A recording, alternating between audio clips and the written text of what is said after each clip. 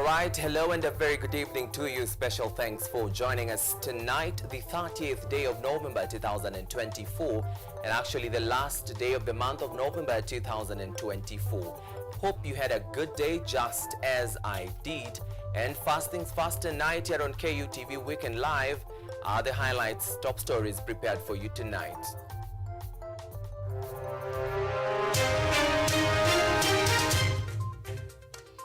President William Ruto elected as chairperson of the East African Community during the 24th Summit of East African Heads of State in Tanzania, taking over from President Salva Kiir of South Sudan. Ministry of Health disburses over 965 million shillings for the clearing of stipends and arrears of healthcare interns.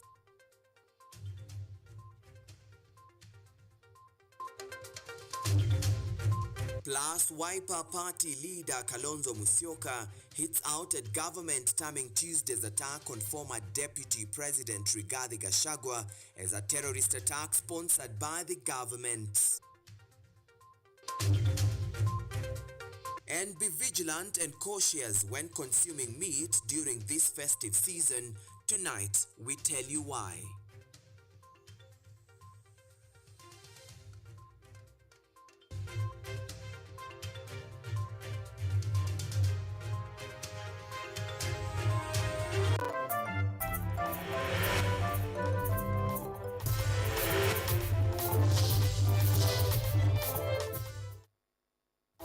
This is Weekend Live with Theo Macharia.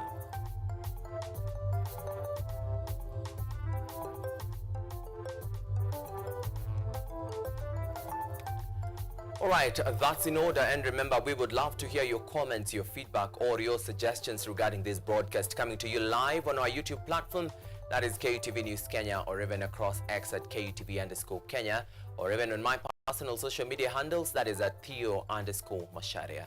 Mosan language interpreter for tonight is none other than Lucy Kiarie, and together let's bring you up pace and candid with the latest making headlines in the world of news.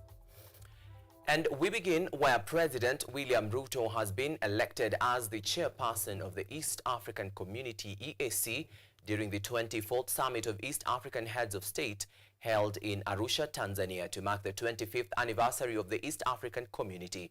President Ruto emphasized the need to remove non-tariff trade barriers and improve infrastructure connectivity, as well as promoting regulatory harmonization within East African countries. Ruto, who takes over from South Sudan's President Salva Kiir, said that these steps would improve the business environment, enhance market competitiveness in East Africa, and lead to economic growth. During my tenure, I will prioritize improving the quality of life for our region, people of our region. We will focus on increasing competitiveness, promoting value-added production, boosting inter-regional trade, and driving investment to our economies. These pillars are essential for transforming our economies, creating jobs, and ensuring sustainable development across our countries. All right, and it's a sigh of relief for medical interns after the Ministry of Health disbursed over 965 million shillings in stipends and arrears to healthcare interns. The move coming just a few days after threats of a looming strike issued by the Kenya Medical Practitioners and Dentists Union, KMPDU, following months of no pay for the interns, a situation that led to the suicide of Dr. Francis Njuki following subsequent financial strains.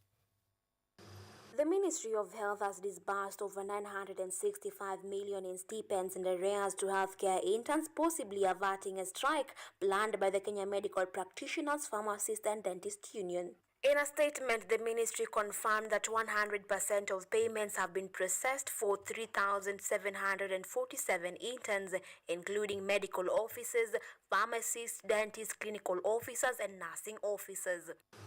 The disbursement covered 528.6 million shillings in arrears and 110.6 million shillings in regular payments for nursing and clinical officers interns. Additionally, medical officers, dental officers, and pharmacist interns received arrears totaling up to 326.5 million shillings. In the statement, the ministry reaffirmed its commitment to addressing the welfare of healthcare workers, stating that internship programs are vital for bridging the gap between academic learning and practical experience. The Kenya Medical Practitioners and Dentist Union KMPDU had previously announced plans for a strike to protest delayed payments. The union also urged medical interns to stop working and remain at home until their grievances were addressed. In a tweet posted on November 27th, the union highlighted the tragic consequences of the government's continued neglect of intern doctors, with the union reporting the loss of two young colleagues, Dr. Francis Njuki and Dr. Desire Mura, to suicide in recent months. Additionally, the union revealed that there were 5 more attempted suicides among intern doctors.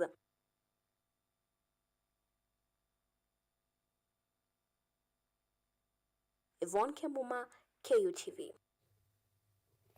Many thanks, Yvonne Kemuma, for that comprehensive report. Let's now move on, where with the onset of rains that have seen several areas in the country experiencing floods, the Ministry of Interior and National Administration has announced ongoing efforts to evacuate residents in flood-prone areas that include counties in Lake Victoria Basin and northwestern regions. According to the ministry, 140 households in Kisumu East Sub-County have been affected by the floods. Blue Smile Hassan has more. The heavy rains continuing to fall across the country have become a disaster for many residents in various parts of the country. Motorists in Nairobi experienced long drives caused by flash floods on Saturday morning along the Thika Highway, Waiyaki Road, Langata and Ojijo roads, which submerged some small vehicles that tried to cross the flooded roads. Geoffrey Mosiria, the Nairobi Chief Environmental Officer, has blamed the city developers for blocking waterways when constructing buildings, especially on riparian land. According to Mosiria, when it rains, water lacks a proper channel to follow and instead pours on the road, causing flash floods. So I'm just here to inform Nairobians that Nairobi County government, we are doing our best. The problem we are facing is that some developers, private developers, encroach to the road, wamechukua road reserve, wamefunga drainage system, wametengeneza what favors them.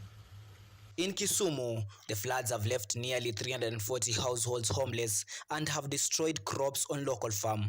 According to a report from the Ministry of Internal Affairs, the government and the Red Cross have hosted and are giving humanitarian support to a number of the affected families at Nanga Primary School. The floods are not only affecting Kenya. Malaysia has also been hit by floods that have caused many citizens to lose their homes. Thailand is also suffering from floods that have claimed the lives of 4 people, with over 200,000 households losing their homes. Blue Smile Hassan, KUTV. Few days after chaos erupted during a funeral attended by former Deputy President Rigathi Gachagua in Limuru, Kiambu County, Wiper Party leader Kalonzo Musyoka has come forward, labeling the incident as a terrorist act funded by President William Ruto's government. In his statement, Kalonzo criticized the government for what he claimed was an attempt to silence critics of the Kenya Kwanza administration, following allegations that the area's Member of County Assembly, Christopher Ireri, and former Limuru Member of Parliament, Peter Mwadhi, were abducted. Despite the statements from both the Inspector General of the National Police Service, Mr. Douglas Kanja, and the Director of the Directorate of Criminal Investigations, DCI, Mr. Mohammed Amin, that the chaos was due to, quote unquote, a lack of advanced intelligence, and that Honorable Mwadhi and Honorable Ireri were not in their custody. Ladies and gentlemen, the evidence is irrefutable. This was a state-sponsored attack and abductions. Akasema, hebu niambie, wewe uko na Twitter account? Nikamwambia ndio. Nani anakuandikia hiyo Twitter account? Nikasema ni mimi, I do it. Ni vitu gani unaandika hapo? Nikamwambia naandikaga zile vitu naokota kutoka kwa group, na vile Kenya kunaendelea, kama kuna shida naandika. Kwa hivyo wewe ndio unajua sana. Nikamwambia hapana, ukiangalia zile vitu nimeandika zote ni zile watu wengine wanasema. Na wewe unapenda serikali. I know I lied because I said yes. Because I don't love it. And as December approaches, a month customarily filled with celebrations, Kenyans are being warned to be vigilant and cautious when consuming meat, following an increased number in cases of slaughtering of wild animals.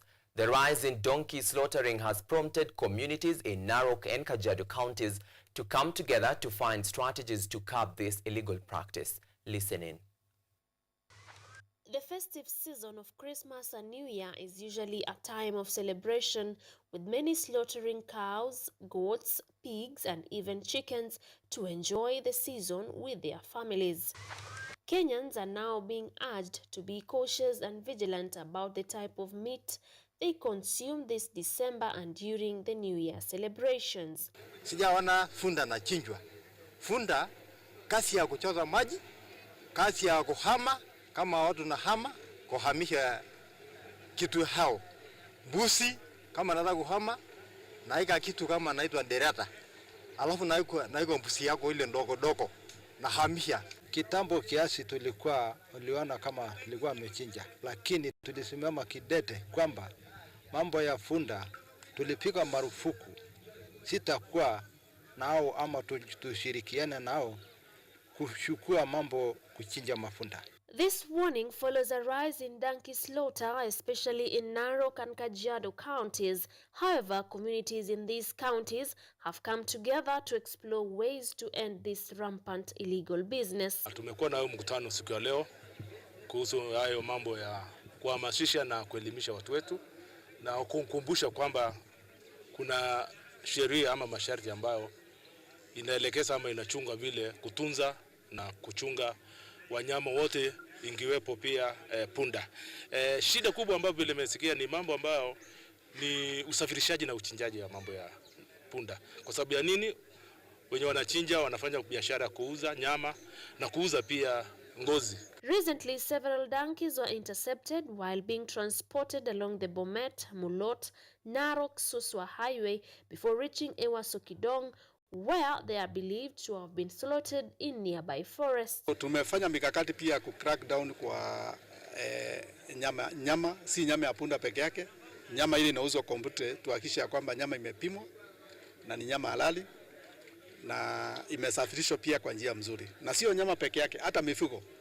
Mifugo inafaa itoke kwa boma iende sokoni kwa njia sawa, itoke sokoni iende kichinjiwa kama inaenda kuchinjwa, na pia usafirishe wao nyama wale wanaenda mbali. Inafaa pia iwe ni njia ya kisawa. According to a report by the Kenya Agricultural and Livestock Research Organization, KALRO, the number of donkeys drastically declined in 2022, and this trend is expected to worsen if measures are not taken to protect the animals. The rising demand for donkey meat and hides internationally led to the licensing of donkey slaughterhouses in 2016. However, these slaughterhouses were shut down in 2020 due to the increasing theft of donkeys. Caroline Kimwele for KUTV. All right, and that story by Caroline Kimwele brings us to 17 minutes past the top of the hour, which indicates it's time for us to take our first short commercial breather. Right here on KUTV Weekend Live. Coming on the other side are international stories and sports stories. Keep it KUTV Weekend Live. Don't go too far.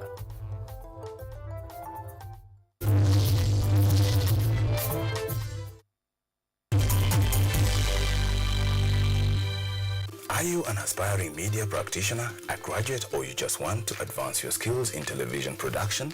Then welcome to Kenyatta University, where education meets innovation. KUTV, the premier university television station in Kenya, is now offering short courses in TV studio, field technical operations, and video editing. Through these courses, you will acquire hands-on skills on camera operations, media production, lighting techniques, audiovisual editing, and sound and visual control, and how to operate key equipment in modern TV control room. Enroll today at KUTV and discover your full potential in cutting-edge TV broadcasting. Graduates of these courses will receive professional certificates. For more information, visit our offices at KUTV Studios or call us on 020-870-4252 or 020-870-4255 or SMS us on 0739-110-544. KUTV, a new experience.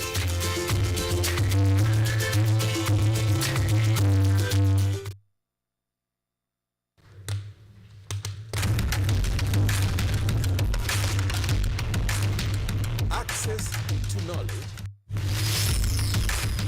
solution to unanswered questions.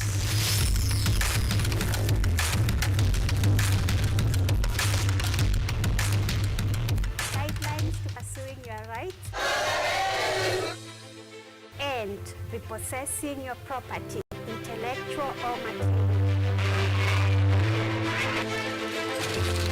This and more, only on Law Matters.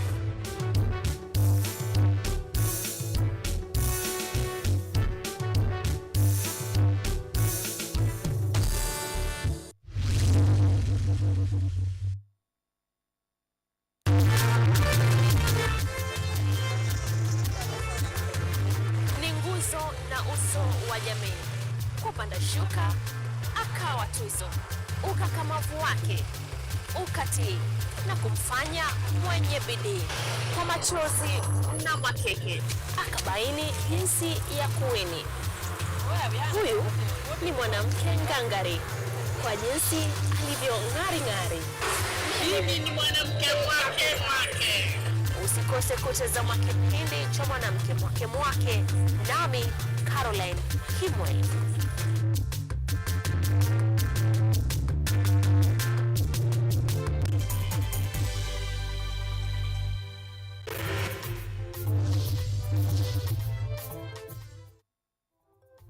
You are watching Weekend Live with Theo Macharia.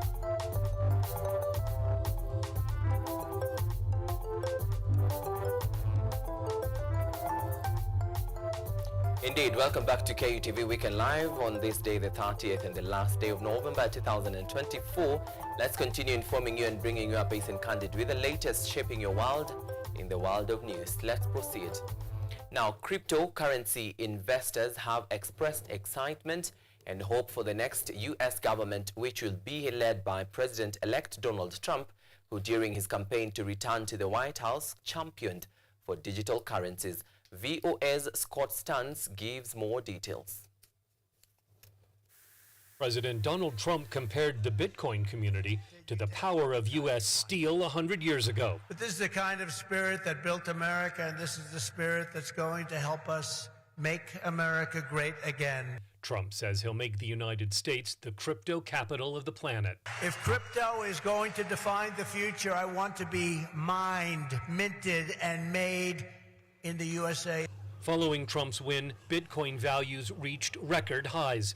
Digital currency investors are encouraged by Trump's promises to loosen crypto oversight by the U.S. Securities and Exchange Commission, where market analyst Garrick Heilman says Joe Biden's administration used tighter controls to keep out some bad actors. It did arguably have a chilling effect on fraudsters wanting to come into crypto.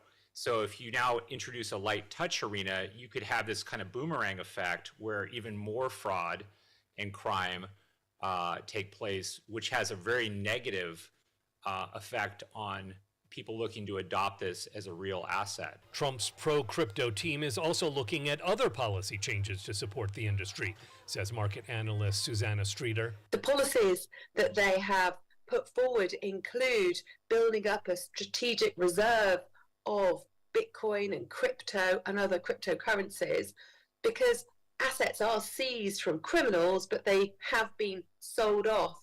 But the idea behind this would be to not just hang on to these assets, but add to them in the next few years. Streeter says Trump's approach appears more in line with crypto's interests to keep the industry largely decentralized. The team has also appeared to not back suggestions of a central bank digital currency, effectively a digital dollar, that actually could lead to even more centralization of the currency, which is certainly not supported by the crypto industry. And then there's Elon Musk, whose Tesla electric vehicle company owns a significant amount of Bitcoin.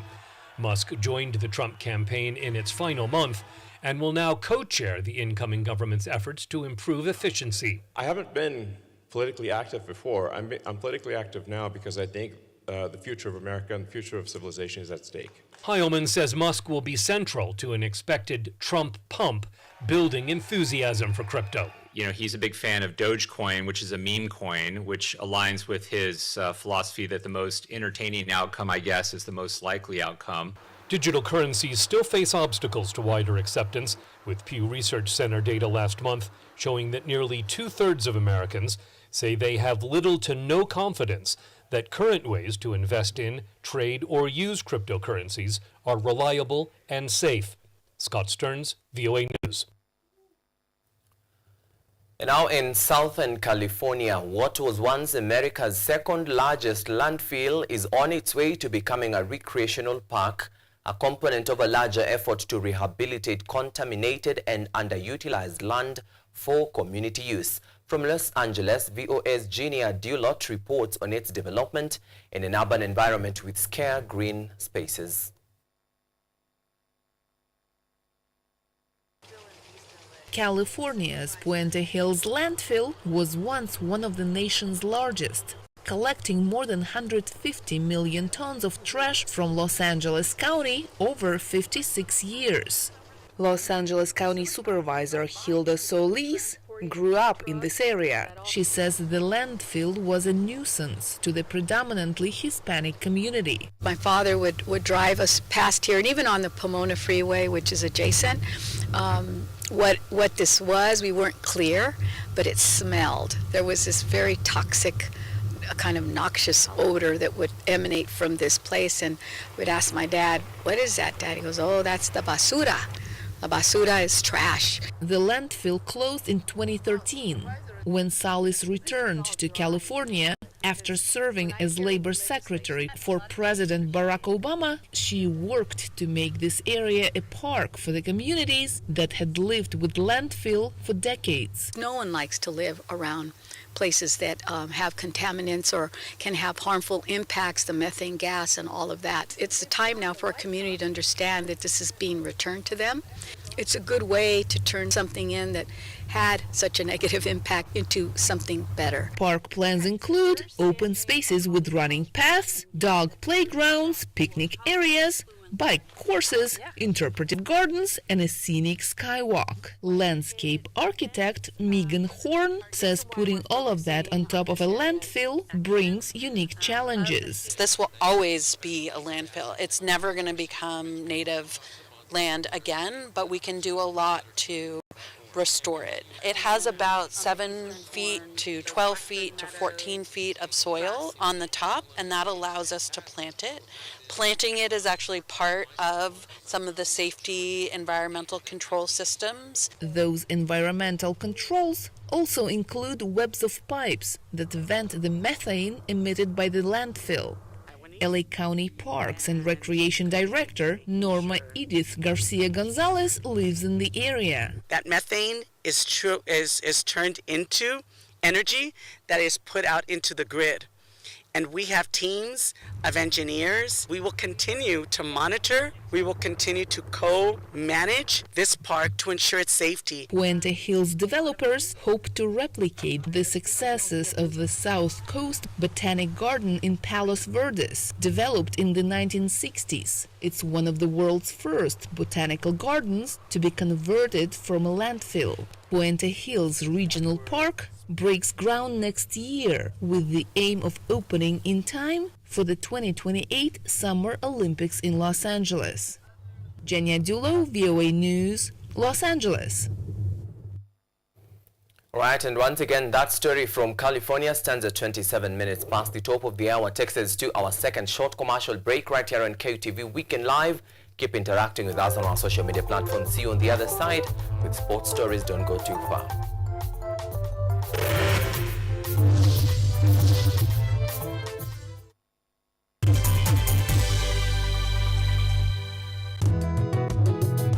Katika maisha yetu ya leo, wakulima na jamii nyingi kwa ujumla wanakumbatia teknolojia mbalimbali na kilimo hai ili kuondoa magonjwa sugu na kuongeza usalama na utoshelevu wa chakula.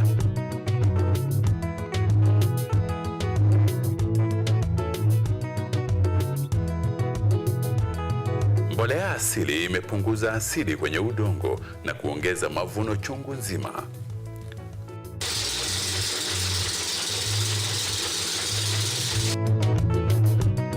Wajua tuko shambani, na humu shambani pia kuna ng'ombe, kuna kuku, na wanaacha uchafu wao. Na huo uchafu si wa kutupwa, ni wa kutumika katika kilimo kama mbolea. Kwa sababu mimea hii imekuwa kutumia mbolea ya hawa wanyama. Wakulima mbalimbali wamekumbatia teknolojia ili kuokoa gharama ya ukulima na kutumia nafasi zilizopo katika mashamba yao.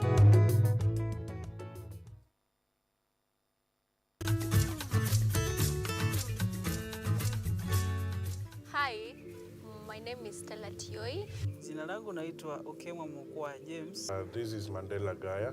Ugonjwa ulipokuja ulichukua siku 3 ukaniweka in coma. 20 wamezikwa, 2 ndio wako hai. I don't even know how it feels to see. I feel like I cannot express myself well the way somebody who can walk can actually express themselves. Ilichukua muda mwingi mrefu tena mpana ili kuikubali kwamba mimi siwezi tembea tena. I've come to actually accept myself. Ukijaribu kumsimamisha mtu umwambie tafadhali nionyeshe njia, They find it quite strange talking to you. You should just make schools integrated, Inclusive setups. by providing the right facilities.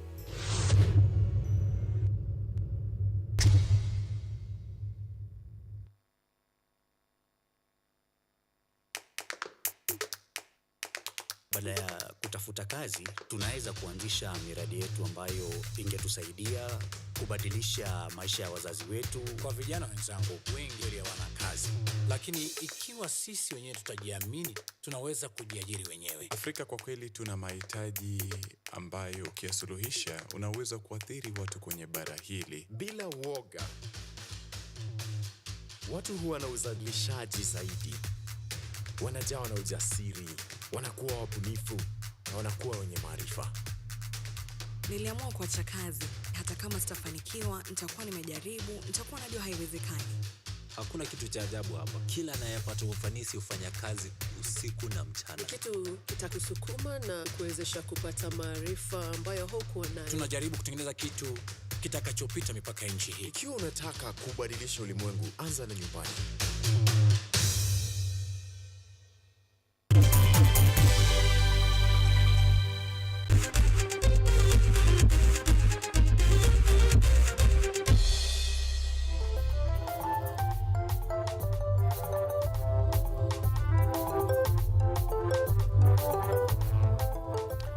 Alright, welcome back to KUTV Weekend Live, and now let's get sporty, where Kenya Sevens marked their return to the World Rugby Sevens Series in a spectacular fashion with a dramatic golden point victory over South Africa's Blitzbok at the Dubai Sevens on Saturday.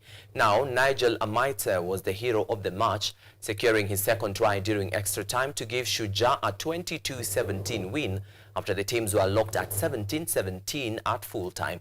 The victory offered a sigh of relief for Kenya, who had earlier lost to Olympic champions France at 24-19 in their opening Pool A match.